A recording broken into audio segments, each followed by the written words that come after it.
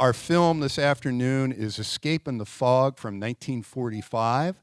This is what you would call a program picture starring Otto Kruger, a character actor of great lineage, and Nina Foch, the great Nina Foch, who was much more proud of her years as an acting instructor and drama teacher at USC than she was about her movies, but she would come out in Hollywood. I met her a couple times. I actually went to her memorial, where people as diverse as Julie Andrews and Barry Manilow spoke, because she was also a great voice teacher, so on and so forth, and she had a presence kind of like Norma Desmond on steroids. You know, the sports car, the hair flowing.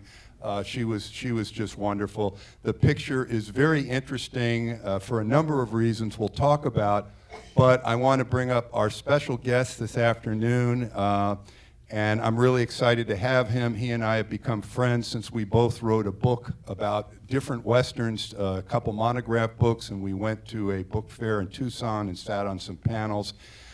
This is an individual who has won multiple Emmy Awards, a Peabody Award. Again, if I go on, we'll be here all day. He is the producer of the acclaimed HBO miniseries, writer and producer John Adams. His new series on Franklin, starring Michael Douglas, just dropped, and he'll let us know about that. And there's much, much more, but for now, just please welcome the one and only Kirk Ellis.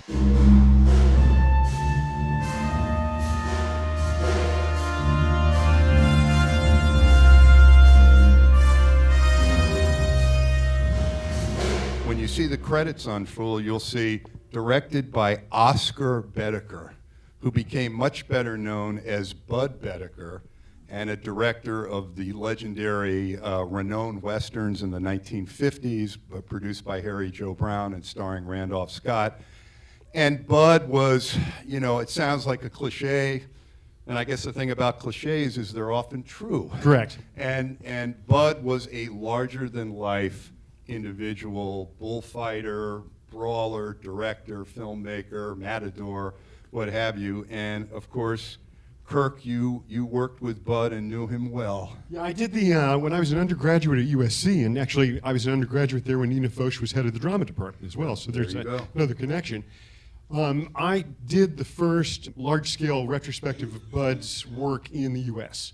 And it was very interesting because at that point there were very few prints that we could find. You know, Right. 7 Men From Now had faded. There were, things had disappeared from the Columbia archives. But I got to know Budd through that, as well as his, I think, closest collaborator, Burt Kennedy, who later went on, who wrote 4 of the greatest renowned films, then went on to a directing career of his own. Mm-hmm. And that association was maintained after I graduated from college, and Budd was looking to set up some of his later films. Mm-hmm. And, you're right about Budd being larger than life, and I spent many years as a journalist, and I can tell you that working in the entertainment industry, the experience is that people are always a lot smaller than you think. Right. But Budd was not that way. My wife, Sheila, has a great phrase about him, which is that when Budd was in the room, there was no oxygen left for anybody else. Not just because he was such a gifted raconteur, but his presence was very outsized. Right. And you can sense that in the work as well. Yeah. Now, did you try to you collaborate with beyond the film retrospectives and so forth? Right. Did you attempt? I know towards the end he was trying for many years, or supposedly trying to make a movie. Right. And you were involved in that. Tell us about that. Sure. I mean, this conversation is going to be actually longer than the film, but well, the film is short. Yeah, so I mean, Budd had this. I don't know where to start because it's there's a whole origin story and then there's sort of a post-career story. So Budd left Hollywood at the height of his career, roughly in the late 1950s. Budd never knew who his parents were. His mother was 18 years old. She died in childbirth, and his father was so stricken by grief that he ran out the hospital doors straight in the path of a moving trolley car. And he was adopted by one of the largest mercantile entrepreneurs in the Midwest, a man named Oscar Boetticher. And he grew up in as you wouldn't expect, given the films he made, he grew up in a life of privilege. His mother was very smothering. She dressed him in a Little Lord Fauntleroy outfit with curls. And, I remember Budd saying, in his unpublished autobiography, I hated that damn hat. So he spent most of his early life trying to get away from his parents, whom he didn't like. And he said something wonderfully sort of dark, which is that the day I found out that I was adopted, I felt so much better because I never liked them growing up. It just made me feel better. Yeah. So he was a gifted athlete, and he was playing football for Ohio State, and he suffered a serious knee injury in a game. And the prescription for that was a trip through the Panama Canal. You're going to recuperate for a year. You can't do any more athletics. So his parents packed him off onto a steamer ship with a yellow luxury car. The first port of call was Veracruz. He drove the car to Mexico City, and within the first week, he saw a bullfight in Plaza Mexico, which is the largest bullfight arena in the world. It still is. And he saw an exhibition by the great matador Rodolfo Garza, who was called El Magnifico. And for whatever reason, Budd was struck by the artistry. I know that we now have differing opinions about bullfights. They've just come back in Mexico. They were just reintroduced in Plaza Mexico this past year. But Budd was struck by it, and so he said, I'm going to be a bullfighter. Didn't tell his mother about any of this. So he apprenticed under Garza. Garza was gored, and then he ended up apprenticing under Armillita, who was one of the greatest bullfighters of the early 20th century. Now, Budd always claimed to be a bullfighter, but in the research I did for this book on his Western series, I could only track him through 3 apprentice bullfights. Never played in the Plaza, but in the 3rd apprentice bullfight, he tried to, as Budd would do throughout his life, he tried to out macho the machos, yeah. And he got a bull gored him in the ass. And threw him up in the air and sent him for a loot. That's when his mother found out what he'd been doing. And so she said, Oscar, you've got to come back home. And I'm now really well connected with ladies who lunch in Beverly Hills, and I met Mrs. Daryl Zanuck. And they're doing the remake of Blood and Sand, and you'd be perfect as a technical advisor for this. So Budd came into the business as the technical advisor and the tango choreographer for Blood and Sand. He choreographed the tango between Anthony Quinn and Rita Hayworth in that movie. And but he fell in love with the editing process because nobody had seen a bullfight who'd made the film. Ruben Mamoulian hadn't seen one. Zanuck hadn't seen one. So typical Hollywood. Yeah. So the editor invited him in, and she's one of the great women editors of the time, and to sort of supervise continuity, and so Budd was hooked. So he started working for Hal Roach. Hal Roach Jr. had been a friend of his at Culver Academy. He drifts over to Columbia Pictures as a second assistant director. Now, the responsibility of a second assistant director is to do the call sheets, which tell people when to show up every day on set, where to be, when to be in makeup. All the crew has their call times, and to coordinate the schedule for the day. For both of those tasks, Budd had no aptitude whatsoever. But his bullfighting reputation sort of preceded him. So George Stevens is making a movie called The More the Merrier on Columbia. And, Harry Cohn shows up a lot in these noir festivals because his studio made some of the great ones. Yeah. So Stevens liked him because he was also very no-nonsense. And so he had a job. Budd's one job as second assistant director on The More the Merrier was he was given a tennis ball. And he kept the tennis ball in his pocket, and whenever Harry Cohn or anybody from the front office came onto that set, he was to hand George Stevens a tennis ball. George Stevens would call work stop, and he'd start playing handball with the tennis ball against the studio wall. Until Harry left. Until Harry's minions left. And so on one of these days, the minions were thrown off the set, and Harry Cohn came down. And so here's, George Stevens playing, handball. Gene Arthur and everybody else in the cast just sitting in the set, smoking, gossiping. Harry Cohn marched, I'll have to clean the story up. Harry Cohn marched up to Budd and he goes, "Tell that frickin' director of yours I want to see him right now." "I'm sorry, Mr. Cohn. Mr. Stevens is busy." "What'd you say?" "I said Mr. Stevens is busy. Now listen, you son of a bitch, don't call me that again." "What did you say?" "I said don't call me that again." "Oh, and what if I do?" "I'll knock you on your ass." Now I can only imagine at this time, this whole set has gone silent. And the tennis ball has like dribbled off, somewhere. It's no longer making any noise. And so Harry Cohn actually had to say to Budd Boetticher, Oscar Boetticher Jr., "Do you know who I am?" And Budd said, "Oh, I know who you are, Mr. Cohn. But compared to those black bulls coming out of those black tunnels, you look like the Virgin Mary to me right now."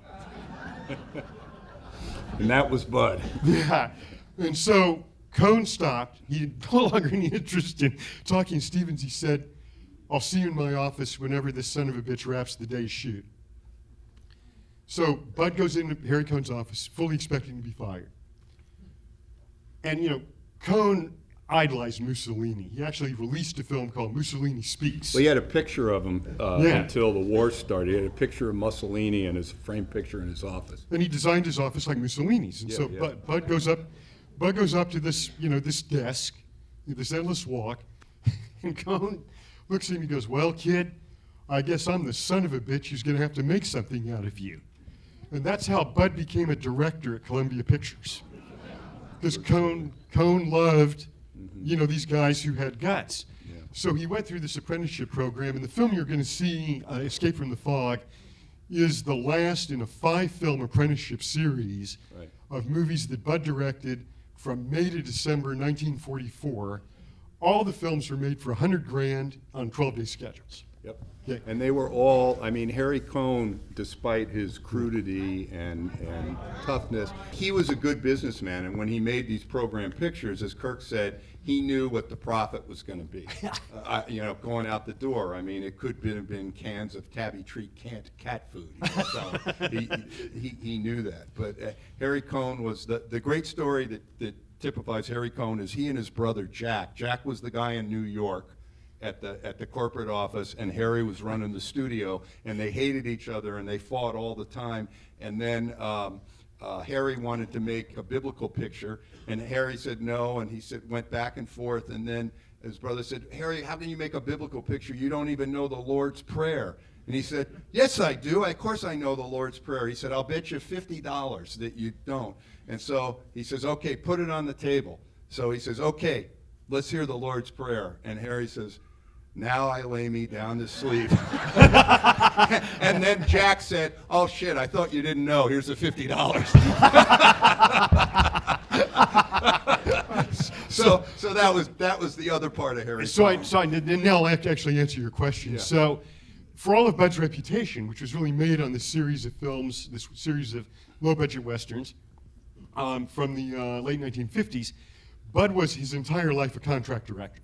He never was able to do a film that was his from beginning to end, but he always had larger ambitions. So he harbored many dramatic ideas and documentary ideas. And so in 1958, 59, he goes down to Mexico. He's going to make the definitive picture on bullfighting with his friend Carlos Aruza, who became the greatest bullfighter in Mexico. He retired in his 30s, became a breeder of fighting bulls, and then he came back as a bullfighter on horseback, which was unprecedented in Mexican bullfighting. So, and Budd would go between, on the weekends when he wasn't shooting on the lot, and this time it was at Warner Brothers, he would go with Lucien Ballard and other cameramen down to Mexico to wherever Aruza was fighting. They'd shoot a bunch of film, and then they'd come back. So, well, this film, this simple documentary, Took him 10 years. He spent the entire time in Mexico. He lost everything doing it. His own agent had him committed to an insane asylum. He almost got, he almost died. He got pneumonia. He almost died of pneumonia. Yeah. And the industry completely changed when he was gone. So he came back. He was only in his mid to late 40s, but he was also considered washed up. He's then rediscovered, and all these old projects come back. Right. So my involvement with him was, Budd had a project that was a great sort of large-scale, romantic European Western about 3 cowboys who go to Spain for P.T. Barnum's circus to round up Lusitano horses for Ringling Brothers Barnum and Bailey. And in the course of it, they meet this whole gypsy band fighting against the nobility. And so it's a Western in a period dynamic. And we almost got it off the ground with Pedro Almodovar. I'll never forget sort of like being at the Cannes Film Festival at the market and getting the paperwork off. But this is what you had to do when you were setting up a film with Budd. You had to make sure that any money person or producer never actually talked to Budd directly. Because when they did, they would run screaming from the room. And in my case, I had gone in Almodovar's office and everything was hunky-dory, and the next day I saw his brother, Agustin, who handled all the producing, coming out of the revolving door of the Carlton Hotel. He saw me, and he went right back in the revolving door into the hotel. Not a good sign. It's like somebody talked to Budd. And that was the nature of this. It was a really... Do you think he was deliberately sabotaging Yes. it? Yes, I think there was that. Not having made a film, and having seen the industry change, the closer he got, the more difficult he made it for us and for himself to pull the trigger Right. on things. Right. And so it was self-sabotage for sure. Yeah. So evidently you got to a point where you're saying, what the hell am I doing this for? Well, I mean, one of the lessons that Budd would always say, I mean, from the moment I met him in the early 80s, he would say, like, hey, you have to understand, young man, that this business is full of sons of bitches and bastards. And if you're going to have any artistic integrity, you're going to have to decapitate people. And that's exactly what happened to me when he felt I'd become one of those sons of bitches and bastards. Oh, I see. Yeah. So you were no longer on the team. That's correct. Yeah. So that's how that would work. Yeah. Back to his real days. I know when he got done with Columbia, he went to Universal and he made, I think, 9 pictures in 2 years. Sure. And some of them pretty good program pictures. The Man from the Alamo. Yes. I hosted the 40th anniversary, and I had Julie Adams and Hugh O'Brien and Glenn Ford's son, and that was a good picture. And I mean, the stuff that he did before the Randolph Scott movies, some of them were damn good. So Budd does these films for Columbia Pictures. They're all made in 44. The back half of them were released in 45. Then of course he's got to do his service. So Budd goes into the Navy, but he never goes overseas. He does documentaries of the Easter egg roll at the White House, or if you've ever seen the famous footage of Eleanor Roosevelt trying to christen a ship and she can't break the champagne bottle. Budd shot all that and he set it to the Anvil Chorus for the newsreel. And so he came back and he couldn't find his footing on a soundstage anymore. So he ends up working for, you'll love this, Eagle Lion and Monogram. Right. Right. And these are the films he does with Roddy McDowall when he's in this awkward stage where he's no longer a child actor, but you can't buy him as an adult. Movie. Yeah. I mean, of the two, what was it? Killer Wolf? Killer Shark, and it's as good as it sounds. Yeah. So he does so, but then he goes off and he does an independent film called an original script called Torero, which is ultimately released as The Bullfighter and the Lady, which actually gets nominated for an Oscar for Best Original Story. Yeah, that was for John Wayne, right? So yeah, it's for Republic. Right. But John Wayne is the producer on it. Right. And so Budd goes down and he delivers. When you see the uncut version of the film, Budd's original cut, which was finally restored by the UCLA Film and Television Archives many years ago.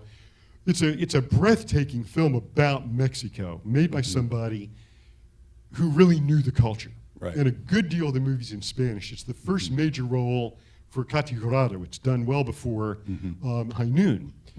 But John Wayne didn't like what he saw. Now, part of the reason for that is that you've got Budd Boetticher, major type A personality, and John Wayne, the producer. Though the room wasn't big enough for those two egos. Day one of shooting, Wayne's in the back, and Budd calls action, and he's watching the scene and everything, and he hears this voice behind him go, "Cut," and that was Wayne. Yeah. And he said, nobody does that. And Wayne got onto a plane, and he didn't come back until the wrap party at the end. When he finally saw the film, which Budd delivered at about 124 minutes, he said, I got to call in a real director. So he called in John Ford, Right. who then edited the film down to 88 minutes. Okay? And Robert Stack's in the film, and he really basically plays Budd Boetticher. He's even got a not too convincing sort of blonde dye job on his hair. But the film was seen by enough people to establish Budd. I think it's William K. Everson later on who said never had a B director move to the A level as quickly as Budd did. True. So Budd ended up getting a 7-year contract at Universal. Now, this is Budd Boetticher. That 7-year contract lasted exactly 2 years before he got fired. Yeah. In that time, though, in 2 years, Budd made 9 movies. And they're not, and Anthony Mann is working at the same time at the studio. And he doesn't have Anthony Mann's budgets, but these are all really solid pictures. In addition to Man from the Alamo, there's a terrific film. Horizons West. Horizons West is great, and but also there's Red Ball Express, a terrific film. Sidney Poitier is one of the drivers of supplies to the front lines. Very rugged film. And you've got really great shaggy Western with Van Heflin and Julie Adams called Wings of the Hawk. Right. Wings of the Hawk about the Mexican Well, Revolution. Julie has been a guest here and anywhere, and I think one of the reasons Budd was also an incurable romantic. That's one way to put it. I'm being nice, and I think he was very infatuated with Julie, who was the leading star at Universal, and that was one reason why he. I think there was a real serious fling there. Okay. And one of the reasons Budd was let go was I think they were protecting Julie Adams. In this. Well, she was the moneymaker. Right. The star. And so then Budd's whole career was in the limelight and in the wilderness. But before he was let go at Universal, he had 4 movies playing on Hollywood Boulevard simultaneously because he had made so many, including a Three Musketeers movie that he had made for television for Hal Roach. But Roach thought it was good enough to put in theaters, but he didn't tell Budd because he would have had to pay him another salary. So that was on as well. Well, he also did a noir that we showed a long time ago at the Egyptian. The Killer is Loose with Wendell Corey and Rhonda Fleming. And if memory serves, Dennis Bartok, who was the programmer at the Cinematheque in those days. And first time I went over to Dennis Bartok's house, there's this fireplace and a huge painting of Budd Boetticher in a Matador's uniform. That was actually a gift. Budd gave that painting to Dennis. Yes, Dennis loved him. Loved him. And Budd had a coterie of followers who he would spellbind, and I think he told an interview late in life, start this interview with the assumption that not everything you hear is going to be true. Because he was a great storyteller. But I'll never forget that interview because Budd went completely focused on Rhonda Fleming and was kind of pitching woo at her in the middle of the discussion with Dennis there, and Dennis is trying to talk about his films, and he's going, well, Rhonda, you even smell good, Rhonda. You look so great. That's funny. It was really, people were going, what is this? There was this old-fashioned chivalry about him. One of the things that Budd hated was being called a macho director. Now, he was a macho director. Oh, yeah. Big time. But there was this man out of another century. And I the think 19th century swashbuckler. and that was very much his time in Mexico and that whole Right. romanticism, Right. that came But with you it. know, the people who worked with him really liked him Yes. as a director. Yeah. I don't think the stunt people necessarily liked him so much. Like, oh well, it says in the script you got to fall off the horse and land in the cactus. So, They called him Bloody Bud at Universal. Yeah, Bloody Bud. Yeah, but the actors really liked him Yeah. because he would get out there and he cared about the story. And the other thing is he never asked anyone to do something that he wouldn't or do. couldn't do, or he would demonstrate it for them. Yeah, the way as I well. mean, when you work in the business, the way you know somebody's respected and even liked is that they work with multiple people over and over again. Yeah.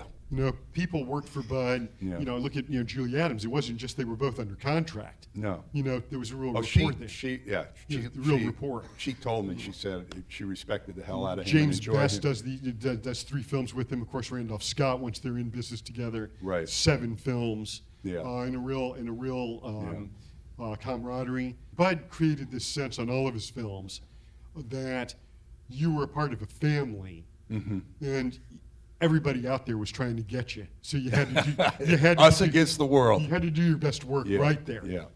Talk a little bit about Franklin. I know it has nothing to do with film noir or Budd Boetticher, but this is a real momentous series starring Michael Douglas, and it just dropped on Apple. Well, there's a connection actually to Noir and to this festival specifically. Okay. Which I don't think I've even told you. Okay. For those of you who don't know about the show, it's based on a book that chronicled Benjamin Franklin's 8 years in Paris during the American Revolution, and really, it's the first story. It's the first program to tell how, without the French, we would still be a British colony. We owe our independence to French support, but in looking at cinematic antecedents to what we wanted to do with the show, Tim Van Patten and I looked at a lot. The director looked at a lot of stuff, and we're both cinephiles, so we know a lot of things.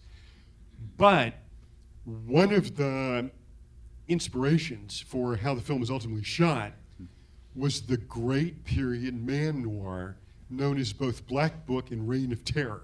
Oh, we have shown which that you here. showed here. Yes. Yeah. And that was a real model for what we wanted to do because it is, in one respect, a revolutionary or a noir film in color. So that's as far as I'll go, so that we can see out of the fog at this point. Escape in the Fog. Yeah. Sorry, Escape in the Fog. William K. Everson did say about this film, he said, it's so good that you wish that Harry Cohn had given Bud more money to make it more better. But he said it's a very worthy film, and Bill Everson, I take his word for everything. And this is the last film that Bud did, and it was a real apprenticeship for him.